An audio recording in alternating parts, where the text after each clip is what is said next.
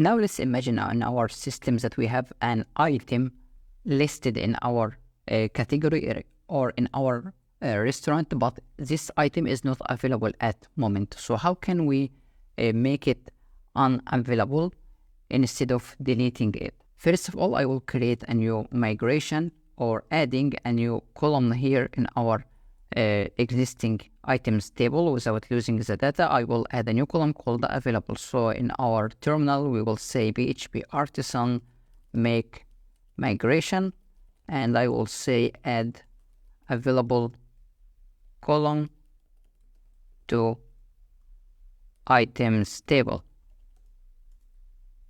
And our migration has been generated. Let's check it. Add available column here.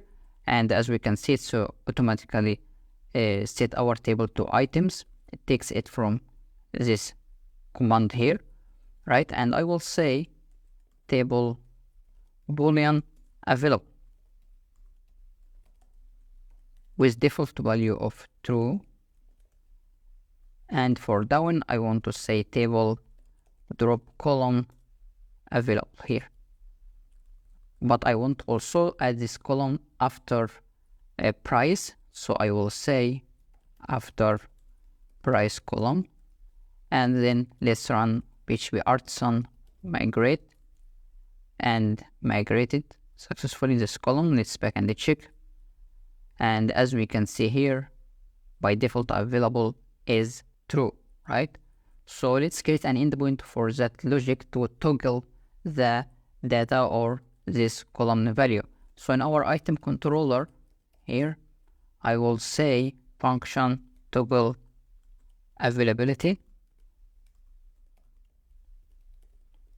and it will take the same parameter of this here, right, with the same authorization for update, right? I want to check is this data correct or not, and I will say item update and available will be opposite of current item available, right? So this means if its available column is true, it will be false. If it's false, it will be true, right? Then I will say success operation like this here. After that, in our API inside models here, I will add a put method for item, and I will say toggle available here, toggle availability method. Now let's back and create the endpoint for it, toggle available, right? And without sending anything. For ID 15, let's make sure that it exists. Yes, here as we can see, it's true.